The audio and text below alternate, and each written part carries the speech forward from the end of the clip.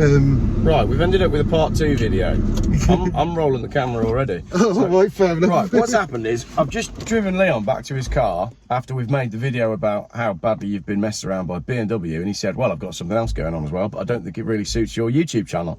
I said, yes, it does. So, Leon owns an old barn he fell in love with, and right now the government are trying to completely encircle it with a data centre. What is going on? Yeah, basically it's a private company that's doing it, but obviously the government's wanting data centres at the moment. But they're planning on spending £10 billion, putting in 20 warehouse-sized buildings up to 23 metres high.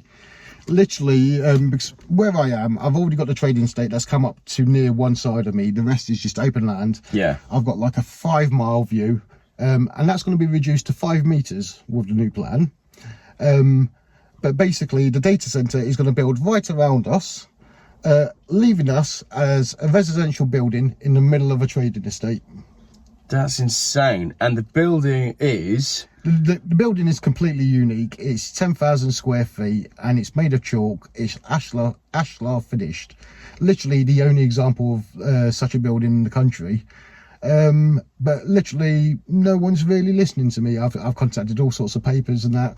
Nobody wants to talk to me. I can only assume because the government is really after having data centres built. That's the reason I'm being blocked by everybody. So nobody wants to pick up the story about the fact that you are being bullied into having all of this stuff around you. Have you got any, there's no other residential neighbours or anything? Well, basically, this is where it comes down to. We own the 1 acre of it in the middle of this farm, effectively, almost.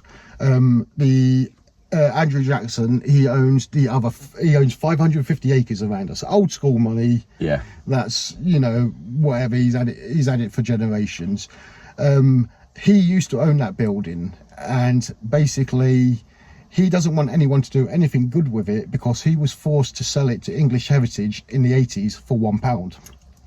Right. Because he wanted to demolish it, and he wouldn't fix it, so he was forced to sell it to English Heritage for £1.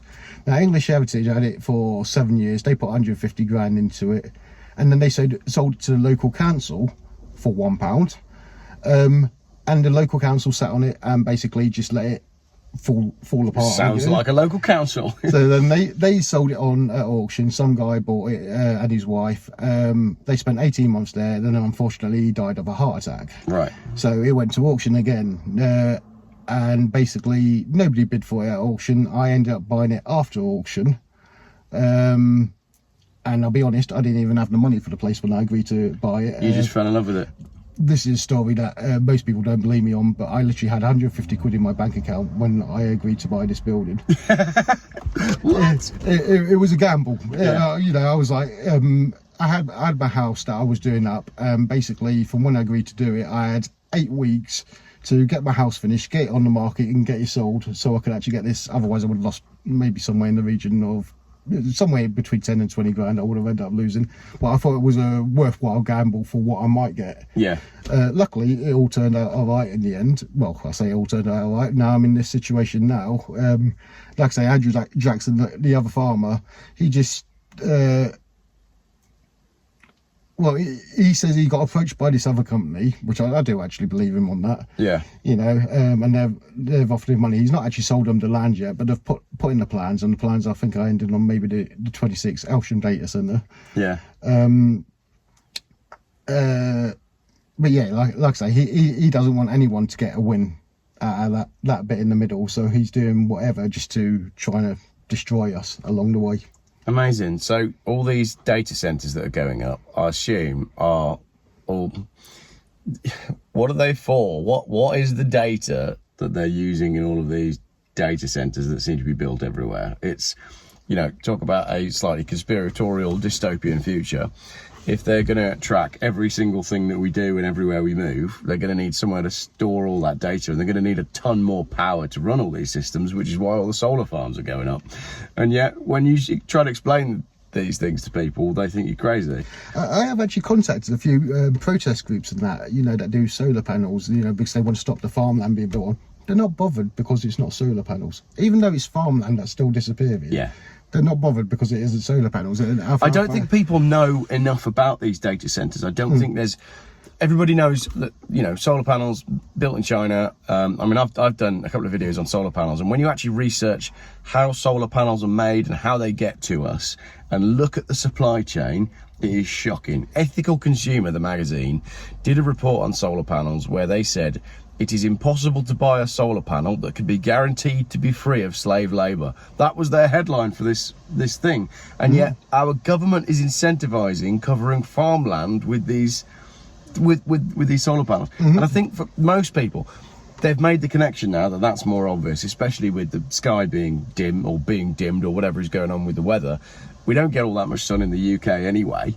So people are quite awake to the fact that solar panels are not necessarily a great idea. But with the data centers, like you said, people don't seem to be quite on board yet with the fact that there could be something nefarious going on. Well, basically, I mean, one of the papers, I can't remember which one because there's been articles everywhere, but they basically said this data center is going to have 5 times the emissions of a large airport, and that's going to be right on my back doorstep. What the heck?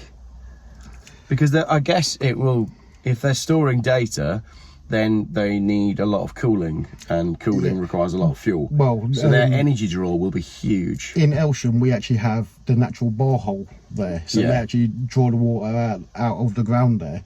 So they're planning on actually, obviously, they'll be using most of that, which means everybody else around there is going to end up suffering, I'm sure.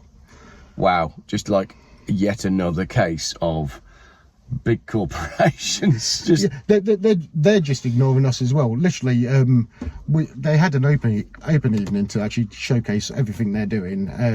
Obviously, for planning permission, they have to do this. So we went down, spent over an hour there telling them everything that was wrong with it and whatever. And then when they put the plans into the council, they left out every single one of our views. They only put positive views in there, effectively. But yeah, every single one of our views has been ignored. They promised they would call us back before they even were going to put the planning permission in. They never did. I just found out that it was there online, so they were trying to sneak it in behind us, basically. But yeah, I'm just fighting on from every angle I can at the moment with that, and hopefully I'll manage to stop it. But we shall see. What would it do for the value of your property if it was then encircled by a flipping data centre? Well, it's literally it's got to be worth nothing. I mean, if you think logically, it doesn't matter what building it is. How much would anyone be willing to pay for a building in the middle of a trading estate, a house in the middle of a trading estate? It just loses all of its desirability, doesn't it? And it's quite a specialist building, so obviously it needs money going into it. And it doesn't matter who owns that. If those plans go in, nobody's going to put the money in because they will only ever lose money. So therefore, the building's just going to be destroyed, and there'll be no more buildings like that in the country. So you're going to end up with no car and no building. How are you holding up through all of this then? You got all this B&W stuff going on that's causing you stress, and now this with your house. I'm still alive, mate. If I'll be honest, I'm used to rough stuff in life. I've not had an easy life. But you keep going, don't you? That's it. You can only fight each battle as it comes, get through it, go through to the next one. Fight the good fight with all your might. Yeah, cool. Right, thanks for that second video. I wish you all the best. Keep me posted on that as well. Yeah, that's definitely going to be an interesting one. But yeah, I will keep you posted on that. Like I said, I think it's the 26th. It's the actual planning application is shutting. So I don't actually know when they will release the results for that. So, but as soon as they do, I'll let you know. See how that planning for the data centre goes. I don't know, just the way everything's going with solar farms. Even the fact that they're called solar farms, like it's not a farm. It's not farming anything. It's disgusting. And you know, I drive all around the country doing whatever it is that I do, and everywhere you go, you've got these big banners up saying no to the family farm tax. You know, they're all around the country. And a lot of places you drive now, you'll be, stop the local solar farm or whatever. People are starting to realise that, you know. Well, literally the farmer next door, when I had this out with him, I said to him, is this anything to do with you? He goes, well, yeah, most of it really. I says, but long story short, I said, effectively you're going to be cutting us off from the world. You know, we're going to be encircled here. He goes, well, what do you want me to do? my kids don't want to go into farming. And I was just like, It's a you are really, so selfish. It is unbelievable. it's a very valid point though. When you've got the government have destroyed farmers and farming to such a level that there's no pride in farming, and the kids all want to be influencers. How do you keep that going? How do you glamorize growing food for the nation? And I don't understand why it's like, why is it not as important as it? That should be the most important thing. If you're a politician, surely the best thing you can do for your nation is go, do you know what? We're a small island. Yeah. We're going to be self-sufficient in everything we need, and our farmers are going to be like flipping royalty because we need the food that they're growing, and they're doing the exact opposite. The thing is, I mean, I could understand if like these kids don't want to go into farming. Fair dues, whatever. Sell the land for farming, but he literally, I mean, after generations and generations and generations of having this, his family's having this land, he wants to destroy it on the way out. Yeah, and that's my biggest problem with it. And and again, you get into this like weird land ownership thing. What gives someone the right to do that? And I've always struggled with like the fact that you can own land. You can't own land. Yeah. How can you possibly own land? It was here before you were. It's weird, isn't it? I mean, it depends how far you go with everything. Basically, we're all born into a company that we don't have a choice of, which is this country. Yeah, I mean, at the end of the day, capitalism's final destination is only to destroy itself. We've got to. And obviously, this company that we all work for, unlike a normal company where you get paid, you have to pay them to work for. Yeah, absolutely. So, that's just the state of the country. Strange old world, isn't it? But people will be sharpening their pitchforks soon enough, and apparently that makes me a terrorist. So, yeah. Oh yeah. Yeah, exactly. Right, thank you very much, everybody, for watching that one. Last year we had a swarm of bees come across. Hang on a minute. There's an extra bit. All right. So turns out that the migrating geese use your 200-year-old house as a way marker and change direction. Yeah, at your house. directly over the barn, going out and coming in. You'll see them. They get to the barn and then they change direction. But also last year we had a swarm of bees, and again, most people don't believe me when I say this, but I'll chuck you over the video later. Yeah. We had a swarm of about 100,000 bees that came across last year. I was stood in the middle of them, literally started dangling, making like just a ball of bees hanging from my shed. Yeah. But I'll send you the videos over for them as well. Amazing. So this building needs to be, I mean, if English heritage were interested in it, then it needs to be preserved. And by preserving a building, that also means preserving the views that are around it. Yeah, it's actually written in law. Again, I won't go into all the reports that were given for the planning, but they do kind of, in my opinion, manipulate what is right and what is wrong. Yeah.